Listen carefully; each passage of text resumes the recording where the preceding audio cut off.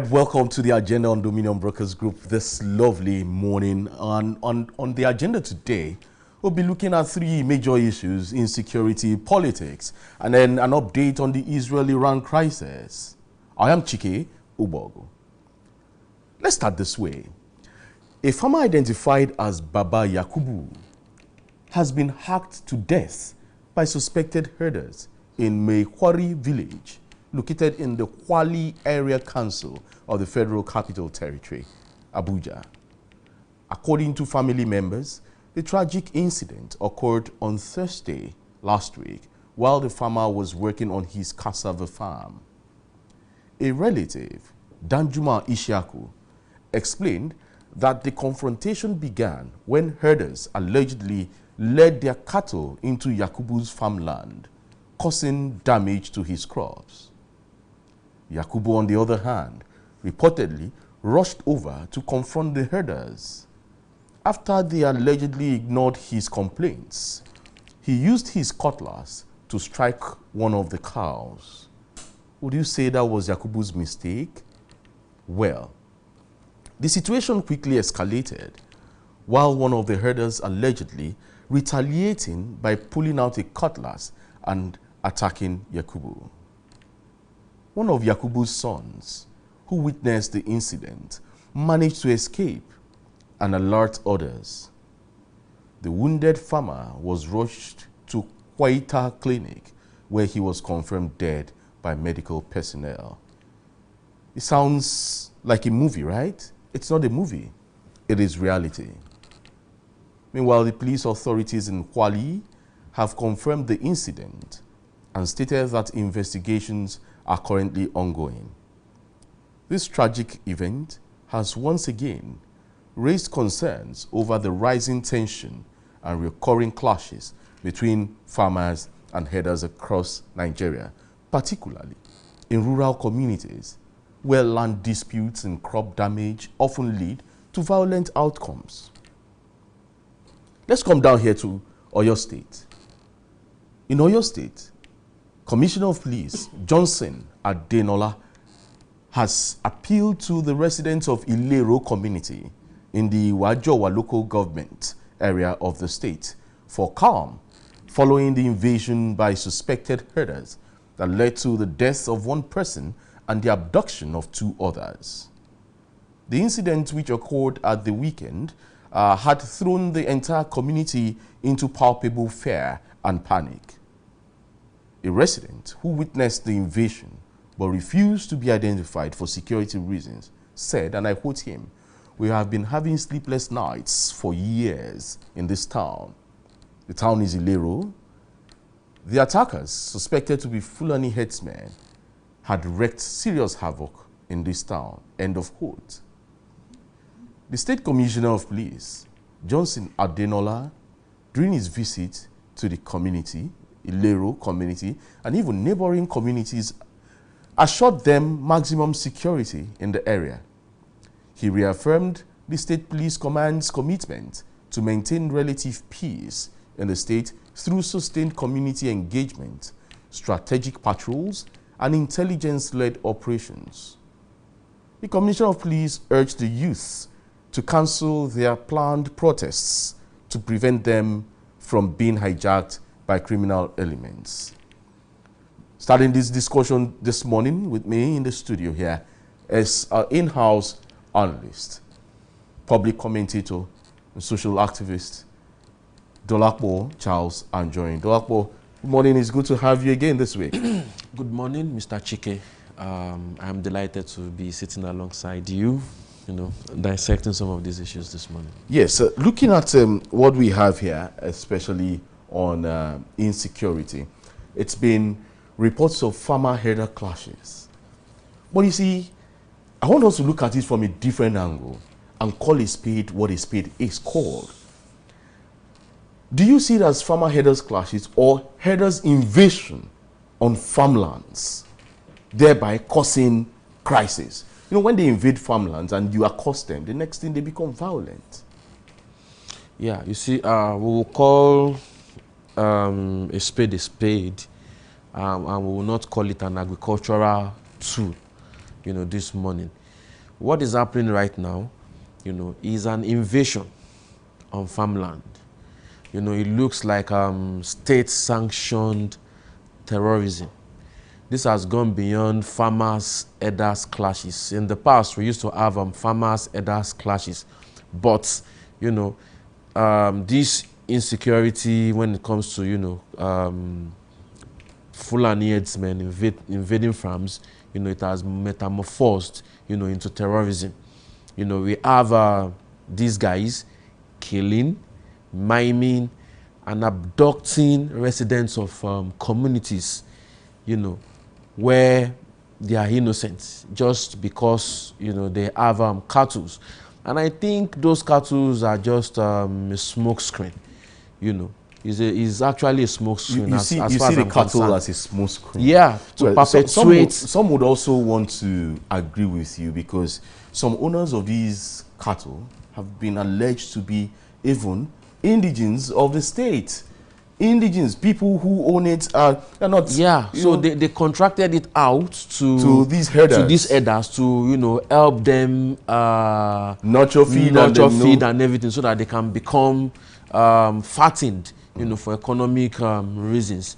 You see, what we are experiencing at the moment is an offshoot of the mistakes of the past. We used to have politicians, especially in the northern hemisphere of this country, import mercenaries into the country. They arm them.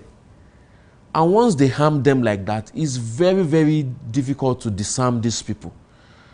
These people keep the arms and they use it to terrorize the citizenry of the state. So our political elite is also complicit in what is happening right now. And, it also resembles, a state-sanctioned terrorism. You see, I'm always of the opinion that once you have a very robust and fat defense budget, it will be very, very difficult, and it will take the grace and mercies of God, to stop killings, stop abductions, because some people are actually feeding fat on these crimes.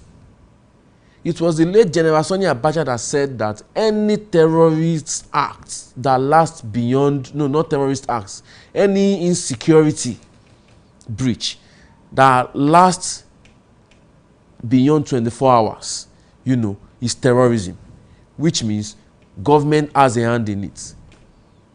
This man made this statement years ago, and it looks like words on marble. So now the question is, we see these people causing these havoc and all that. When you accost them, asking them why they are invading your farms, they attack, like what they did to Mr. Yakubu. They attacked him and killed him. And then when you take these people to the relevant authority, they free them. What then happens to them when they get to relevant authorities? You see, it's very even difficult now to defend yourself. Look at the case of that young man in Adamawa State. Is it not Joshua? I've forgotten his name. Herders invaded his farm. They wanted to kill him, and he defended himself, and it resulted into him killing the marauder that invaded his farm. He was taken to court. Now he has been sentenced to death. Even the Supreme Court upheld the judgment of the High Court and the Appeal Court. So when you look at these things, to even defend yourself against these intruders is even becoming difficult. Because if you defend yourself and at the end of the day, you ended up, killing the intruder, you will be killed. Because that's simply what the Supreme Court judgment, is telling us. Are they sacred? Back in the days, this maxim that says some people are sacred cows. They are not sacred. They are not sacred. But they seem untouchable. Yeah, they seem untouchable. That is why I'm trying to link this audacious and, this audacious act with state-sanctioned terrorism, because definitely it is still the same state apparatus that will pull the strings, that will still, free these guys. Let me tell you a story. Our crew visited Oluyole local government. Ogumakin village, precisely. And what we saw there, in broad daylight, people moving around, doing their economic activities, you see young herders wielding their swords like it is a normal thing in that community. I was worried. I asked questions. Don't worry, I'll bring you a comprehensive report on that story very soon. Busogoro village in Oluyole local government is what you're seeing on the screen now. And this happened this morning. This morning. And today is the 25th day in the month of June, 2025. And this happened this morning. Herders with their cattle invading a farm and ravaging that farm, eating the farm up. When farmers try as much as possible to cultivate, they spend their energy, time, resources on acres of land. And then these people invade these lands, eat up the crops there. First of all, effort wasted. Secondly, food insecurity comes on the rise. How do we mitigate this? We need to set an agenda for government. Farmers who try to defend themselves are overwhelmed by these people.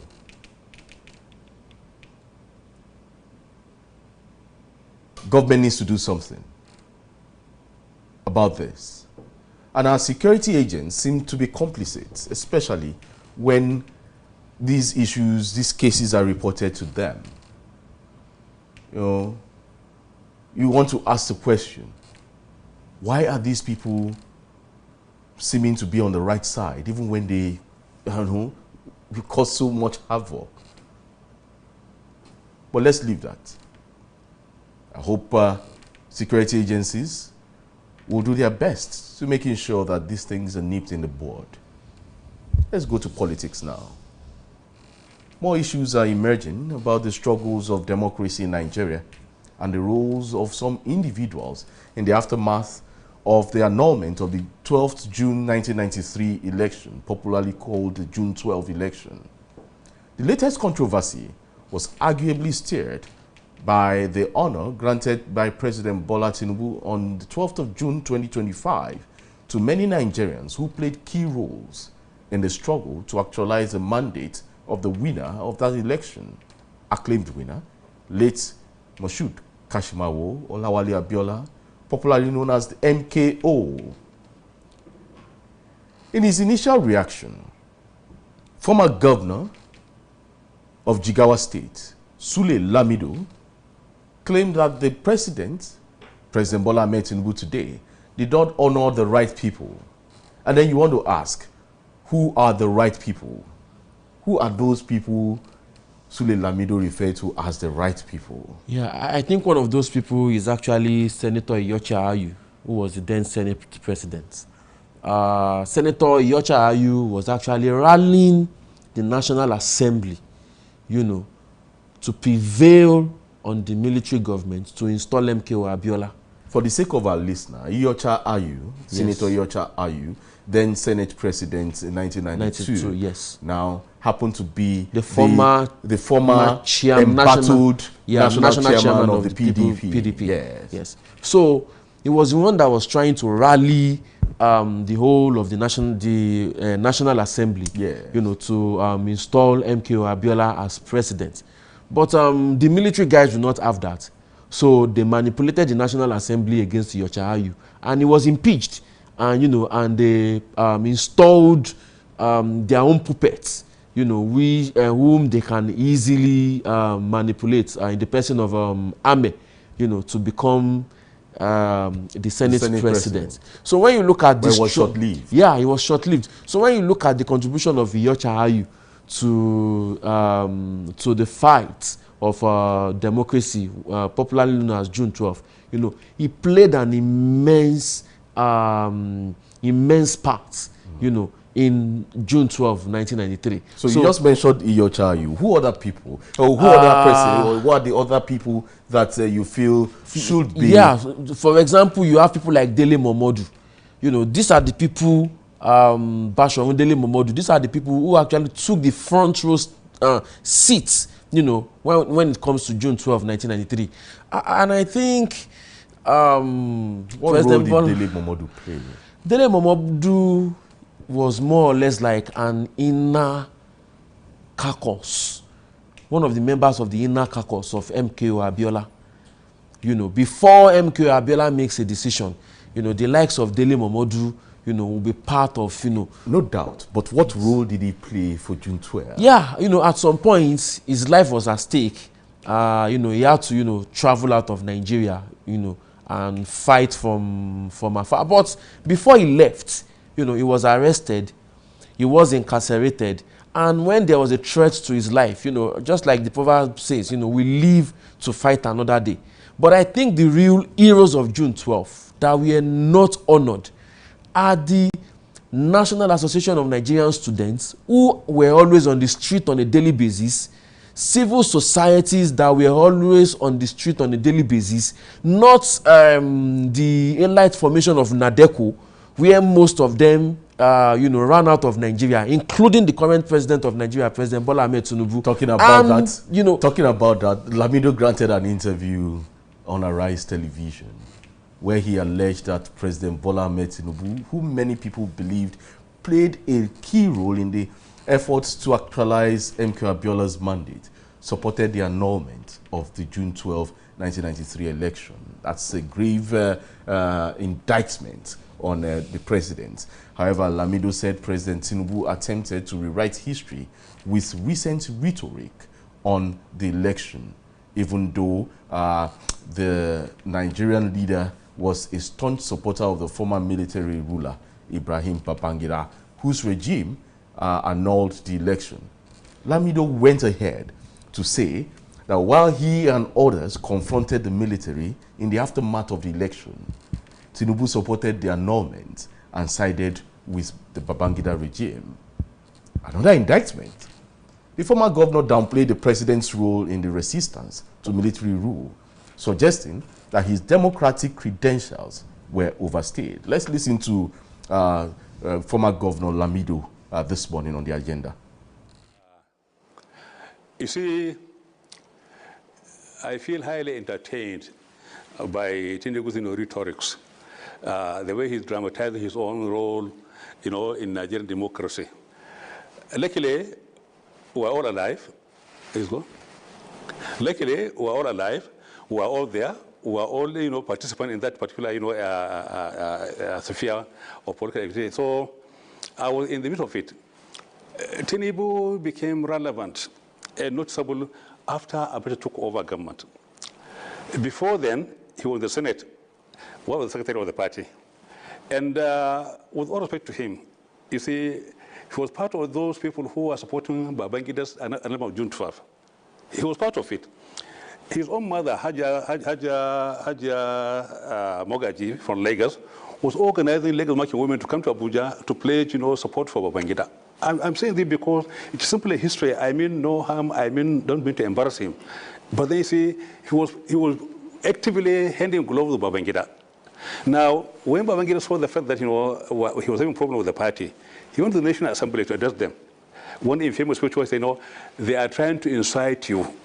It is you they are against. You know, Tinubu was there, and Ayu became very, very firm and straight, you know, on the issue of June 12. He called a meeting, then being the only senior elected person in government at that time, as Senate President. He convened a meeting in Edo, in Benin, working there with the governor, where we went there and reaffirmed our commitment to June 12. All right? Babangida was so angry with Ayu. When he came by, he removed him and put in a better arrow. a voter area, or he put in there so that so that they can be aligned to political kind of machinations. So when Tinubu today, after being a Nigerian president, decide to rewrite history, trying to maybe deconstruct history and then rewrite it, then it is very, very amusing because he was part of the Babangida support of June 12. He was part of it. Now, it was only when Abacha took over government that Tinubu then became a so-called activist of June 12. Not only all those who are talking about June 12 in NEDECO, I mean no harm, I mean no disrespect. I'm simply saying what happened during that time. All of them, those who were in NEDECO, where were they on June 11? They had no part in June 12. They are not part of June 12 campaign. They are not part of the June 12 activities. What they are never, because most of them are saying they should down look, all of them, because they know ability they won't work out. So when Abiola won the election, and then after the annulment, they are all very, very passive. But suddenly, after Abacha came on board, removing Sonekam, they became activists. They formed NEDECO. NEDECO was opposed to election formation. NEDECO was something which was formed, to fight Abacha, not to fight democracy, not for fight for June 12. So whatever Tinubu is doing today is simply reconstructing history the way he thinks it's going to fit his own political interests. But then obviously he was a major supporter of Babangida. Ask Babangida, ask him. So when you talk about, already June 12, who are those characters? Ebute Ere, somebody who replaced Ayu for June 12? Who are the others? All of them. So he ran away. We stayed behind. We fought Abacha. I was detained, because of my fight with Abacha. I was detained. He was detained. So all of us, Adamu Churuma, Bola Ege, Yoche Ayu, Ale Kwame, and many others, Bagaji, all of them were there. We fought Abacha. We fought him because we were willing to risk our lives. Tinubu ran away. He was not in the country. He only came back after the whole thing was, after the call was very, very clear. So what I'm saying is, all those advocates of June 12, they are more concerned with the bath water rather than the baby. They are more concerned because most of them were at the end of the meal. When the product was being processed, they simply picked up the product. The process which produced the product, they are not there. They're not part of it. They only pick the product. And today it's not about the victor, but it's about the victory, more than anything else. So we make this kind of distinction. There is a difference between the victory and the victor. The NEDECO were more concerned with the victory than the victor. As far as they are concerned, in the bathwater they are trying to use, they are trying to hang on to their own kind of riding on top to reinvent, history in Nigeria. Otherwise, I feel embarrassed for the president, for the way he's talking, honestly. Ask anybody. Go ask anybody. We're all there. Ask Ayu, ask Gerigana. They're all there. Ask Langiwa.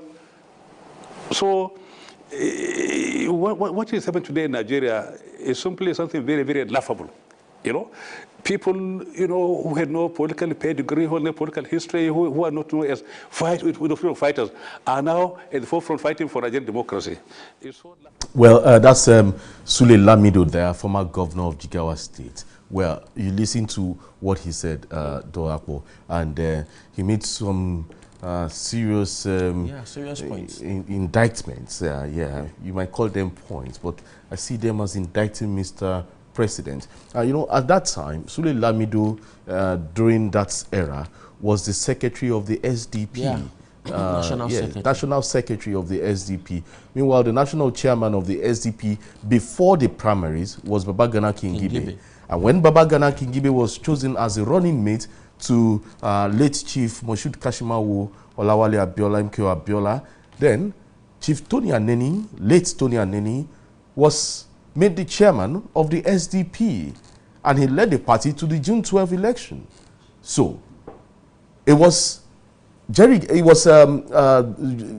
Lamido and Tony Aneni that signed a report endorsing the interim national government at that time, so they could conduct a separate, free and fair election that could culminate in a peaceful transition from military to democratically elected president. Now, he has spoken. Sule Lamido has narrated his own ordeal. But one question he asked is, where were these people before June 12th election, before that day?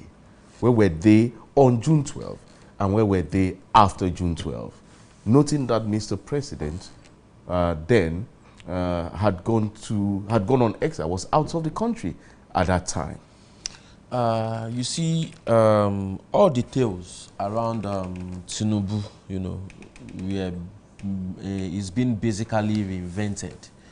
And history, as they say, people narrate their own side of the history. They narrate based on perspective. And I think if someone like Sule Lamido is talking about June 12th, is someone Nigerians needs to listen to, because he is much more closer, you know, to... He was one of the major actors, yes. And when as a national secretary of the party, of the SDP, that position is not cheap. And these people, I mean, holding that position, they are well informed. So if Sule Lamido is saying that President Tinubu did not play a major role, you know, in the fight for democracy on June 12th, I think I would lean slantly with him, because, you know, even in the Southwest, amongst the SDP senators, Tinubu was outranked by the likes of Senators Anthony Adefuye, Jubril Martins Kuye, Olualabi, Yinka Omilani, Rashidi Ladoja, and even one day Abimbola, who became the majority leader of the SDP. Yeah. So that is within the SDP Southwest senators, you know, they all outranked him. So he certainly shows something that is just at the bottom of the, you know, of the ladder. You know, of course, he can have access to certain informations and all that. And at least I can say personally that I've read nothing less than, you know, 20 to 30 memoirs, you know, on June 12th. And not once have I ever read about, you know, the major involvement of Tinubu on, you know, concerning June 12th. Whether he was working with IBB, I don't have that information. It's possible. You know, people like Sule Lamido were there. They see things, you know, they see the political scheming. But some will say Sule Lamido might just be saying this out of a vendetta. No. Anybody who knows Sule Lamido, he really talks. He really talks. That's why I said if someone like Sule Lamido is actually talking, I mean, we need to listen to him. We need to. All right. Getting the story from the other side, the former editor of Sunday Concord, who is now the Nigerian Minister of Solid Minerals, Dele Alake, who was very close to Abiola, said the claim that Tinubu supported the annulment was false, a distortion of history, and a regrettable attempt at revisionism. Alake, however, on a monitored interview on Arise Television again, rejected the assertion by Lamido that Tinubu sold out during the June 12 poll, and that Tinubu's mother, Hajia Abibatu Mogaji, late now, mobilized market women to throw their support for Babangida, the then military head of state. Let's listen to Dele Alake. The Lamidos of this world were hands in gloves with the Abacha regime. So they did not face any harassment because they were not even for June 12 anyway. So they were safe. But the people fighting Abacha for the restoration of that mandate were the victims of harassment and oppression. And Tinubu was the forefront of it. I just told you his house in VI was firebombed. If he was working for Abacha, will he go through all of that? I tell you, if I tell you how he even smuggled himself out of the country from Anthony in Lagos, he was held in a clinic. If he's watching, I'm sure he will be smiling. He was holed up in a clinic to say that he was ill when the order came that he must be brought in dead or alive. Don't forget that in a revolutionary struggle, you also have sympathizers, even within the security apparatus. So we were receiving direct, sensitive intel. And that was why he disguised and left the country. And it wasn't only him. Professor Wole Soyinka was also hounded out. Professor Bolaji Akiyemi was hounded out. General Alani Akinrade was, General Akinrade's house in Okpebi was also firebombed before he left. And they grouped in London. I was editor of the paper of the Concord, which we were using as the media, you know, the voice to promote the struggle. So I also came under fire, intense fire. And so you had to leave too. And I had to leave too, and join forces with Asiwaju, Professor Bolaji Akiyemi.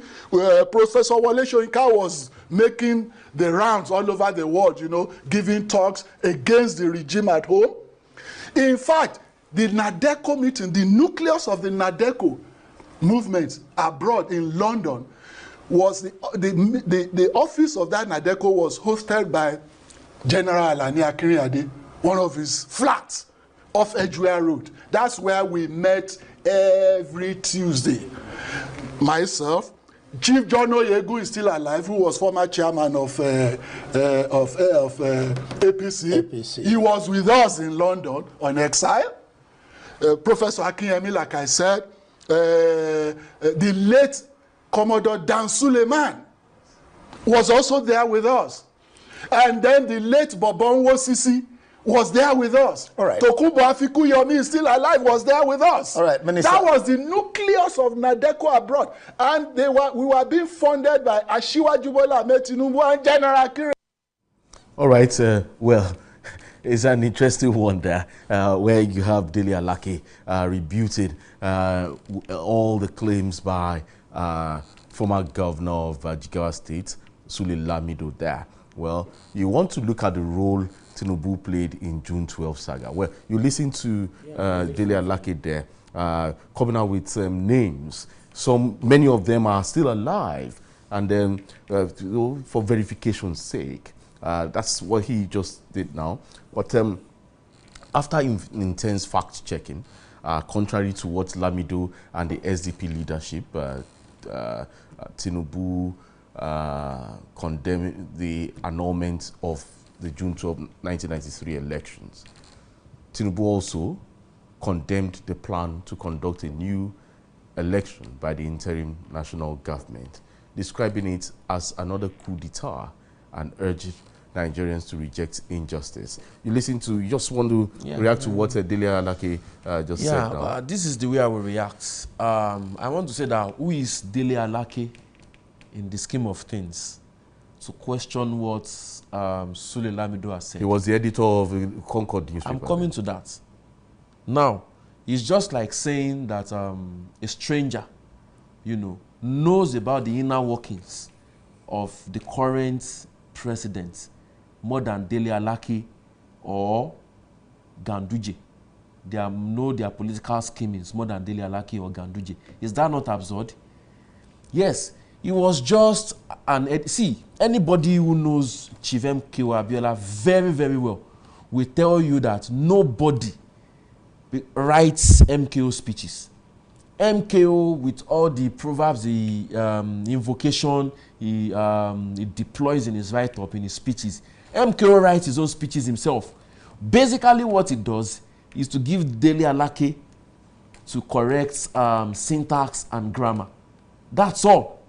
So, Dele Alake in this interview is actually overestimating his importance, you know, in the scheme of things when we talk about access to MKO Abiola's Nunaka. Yes, he may have supported, of course, he supported MKO Abiola, and anybody who supported MKO Abiola was a target. Even if you are a 15-year-old boy or a 9-year-old boy and you are in support of MKO Abiola, you are a target for the then military government.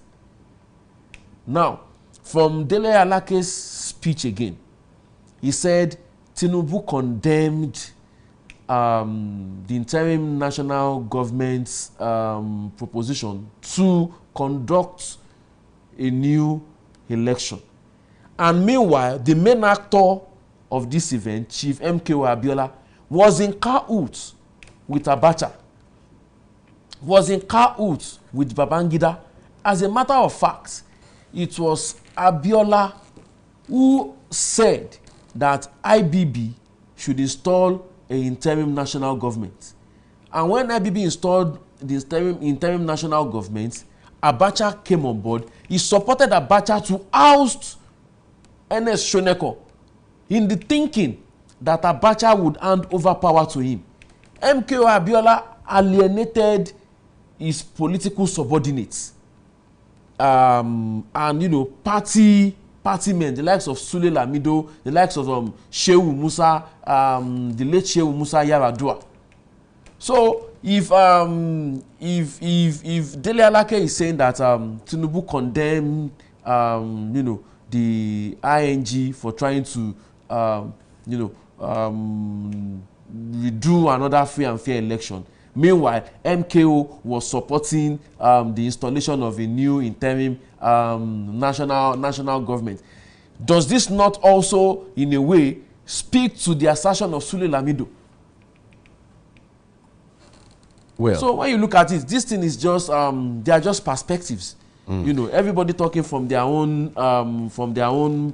perspectives, from their own knowledge. But as far as I'm concerned, the real heroes of June 12 are the ones who stayed back in Nigeria, confronted the military guys, people that were incarcerated.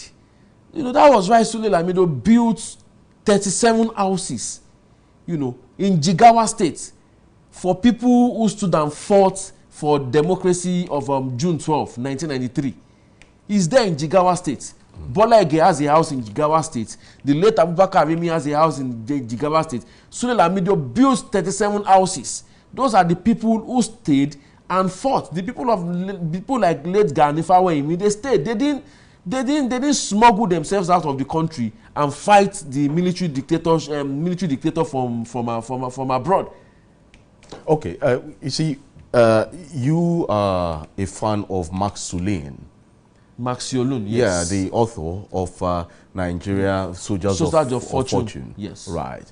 When MK Abiola turned to the judiciary to try to validate his election victory, Max Sulin in his book, Soldiers of Fortune, said the Abacha, where he was talking about the Abacha and Obasanjo years, he wrote that Tinubu stood with MK Abiola all through. And that Tinubu became so close to Abiola and was so aggrieved by the annulment that earlier in 1993, he took his elderly mother, now late, Alhaja Abibatu Mogaji, with him to a meeting in Abuja with Babangida to appeal for the annulment to be rescinded. His mother was a former President General of the Association of Nigerian Market Women and Women. That's the Yaloja General of Nigeria at that time. So now, Max Sulin in his book broke it down that Tinubu stood with Abiola in the time of distress, in the time of crisis, during the annulment of the election, and even went ahead to say that Tinubu went with his own mother, who was the Lawyer General of Nigeria then, to go plead with the then head of state, Ibrahim Badamasi Babangida, to rescind the annulment. So, where is Sule Lamido getting a different story now? Well, like I said, Sule Lamido was a major actor. He was a major player. And don't forget, a lot of people stood with MKO also and ended up, betraying MKO. I wouldn't know whether Tinubu had a sinister plan back then, or it doesn't, whether his staying with MKO was altruistic or not. But like I said, I don't have the information whether, he was really for MKO, because I wasn't a major player. But, judging from different narratives, different accounts, you can be able to deduce certain things, and you read Max Sulin's work? Yeah, I read his work. Okay, I know you've read the Soldiers of Fortune. But Max Yolun just mentioned that in passing. Don't forget that most of what Max Yolun also wrote in that book was also information that he was fed with, from the grapevine. So of course we need to also try to weigh it in the balance. But for me, as a person, haven't listened to different narratives, haven't read so many memoirs. You know, of course, I've heard personally, Sule Lamido has talked about the fight of June 12, 1993. I've heard him, you know, said it, you know, live and direct a couple of times. You know, you can easily, you know, deduce who is telling lies, who is trying to, you know, force themselves into our national history. Because if you look at the national award, if truly that the president was not biased, come on, people like Iyorchia Ayu deserves an honorable mention. Okay, so people like Dele Momodu deserves honorable mention. So, I mean, if there's anybody showing bias towards the event of 1993 in this case, come on, it's the president himself who is trying to, you know, rewrite history. And I wish that the major actors, you know, who have not spoken all this while, should please come out and just come and say it as it is. Okay, so now the question now is, the national honor, the national award, has raised so much controversy. Yes. Should Mr. President have given that award at that time, or should he have just left it because he wouldn't be able to award everybody? He wouldn't have been able to honor everyone who partook in the June 12 crisis. Shouldn't he have just left it and just made a categorical statement, you know, honoring them by statement rather than giving individual awards? Yeah, you know, I also remembered Omoyele Sowore. He was also an active member. These were the guys that stood, that were on the streets of Nigeria. You see, like I said, as you gain prominence as a politician, you know, there's this tendency that, you know, you try to, you know, force some certain narratives to your side to make people see that a later day hero. No doubt about it. He was an elected senator. If Sule Lamido is claiming that he worked against MKO and he worked for IBB, there's also precedent. Even in the same party where Tinubu came from, didn't they work against the agenda of the late Lateef Jakonde, where they have the Prime Rose Group and their share group? Didn't he work against the interest of his own party, which was very obvious to everyone? So if he can do that, so what says that what Sule Lamido is actually saying is not true, or is true rather?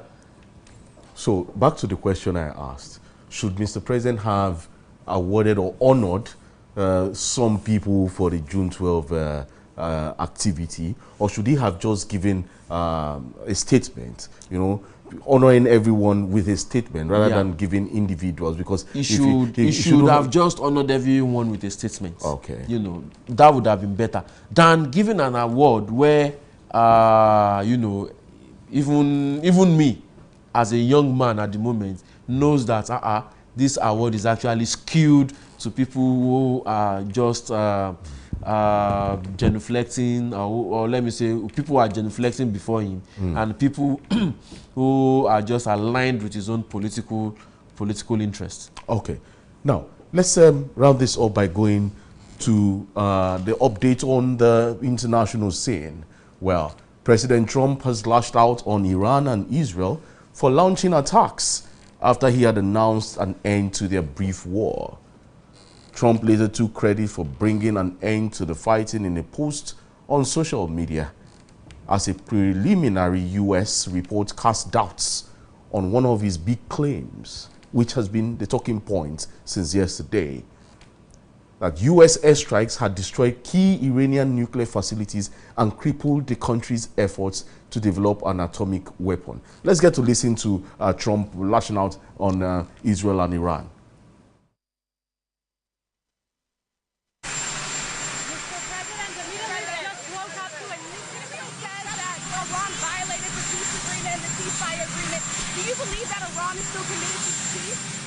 Yeah, I do.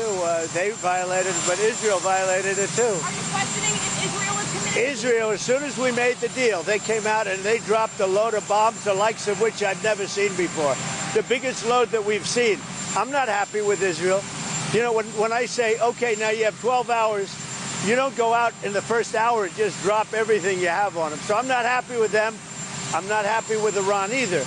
But I'm really unhappy if Israel's going out this morning because of one rocket that didn't land, that was shot, perhaps by mistake, that didn't land.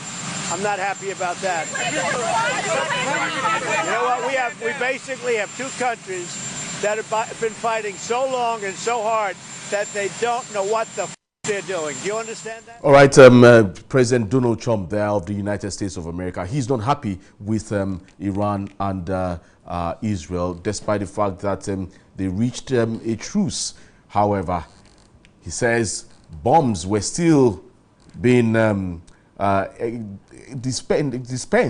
expended, as it were, and then he's not happy that they reneged on the agreement. Well, before that, the talking point here is basically that many people have condemned the President Donald Trump's case of his claim, saying that airstrikes had destroyed key Iranian nuclear facilities, which many have asked questions. I also asked questions if U.S. airstrikes had destroyed key Iranian nuclear facilities, then there was no report of radiation around that area, because when you destroy facilities where you have some nuclear weapons there should be radiation at least minimum of 100-meter radius within that space. However, there was no report of any radiation, and many people have been asking that question, suspecting the claims made by President Donald Trump. However, he's saying he's not happy with Iran, he's not happy with Israel, as the case may be at this moment. You see, the destruction of the nuclear sites, don't forget that it's underground. It is underground, and if it was actually destroyed, you would find the residue, at least in the atmosphere, where thermal instruments can, easily peak radiation. Perhaps, maybe, or just maybe, that what it destroyed were just components that were not, that has not fully been armed. Or I'm not an expert, when it comes to talking about nuclear bombs or atomic bomb. But the bottom line is this: if a ceasefire is actually needed in the region, Iran cannot, be allowed to have a nuclear weapon. We've seen how they have armed the Houthi groups, to kill innocent people in Yemen Republic. We've seen how they have armed the Hezbollah, when Hezbollah came in 1982. Over the years, we've seen how they have sponsored terrorist attacks, all over the place. So I think Iran should not be allowed to, own a nuclear weapon. And when you look at the two countries, pre-1979, they were best of friends. It was actually the Israeli Mossad, that trained the intelligence police of Iran. They exchanged technology in terms of tech, in terms of agriculture and everything. They had good diplomatic relationship before the revolution, of Ayatollah Khamenei, came to oust the whole thing, and they announced Israel as a Zionist enemy. And from there, they said they are illegal occupants of Muslim lands. And, from there, hostilities began. And, this is the very first time in the history of this crisis where the two countries, would actually face themselves and, throw missiles and all manner of bombs against each other. Before, it's always a shadow war from the Iranian government. Using third parties. Yeah, using third parties. Especially when you look at Hamas, Hezbollah, Hamas, okay. Houthi. Yeah. So when you look at that, you find out that, there's no love lost between these two countries. But it's very, very imperative, and it's very, very important that a ceasefire is needed at this point in time, at least for global peace, you can stability. And stability. Yeah, but we just have to go now. Thank you, Dolapo Anjorin, for featuring on the agenda this morning. Let's keep this discussion and the conversation going. You can follow us on all our social media platforms on YouTube, Instagram, Facebook, and TikTok. The handle is at Dominion Broadcast, and on the app X is at Dominion Cast. Visit our website at www.dominion.org.ng, www.dominion.org.ng. My name is Chike Ubo. Do have a very peaceful day and stay safe.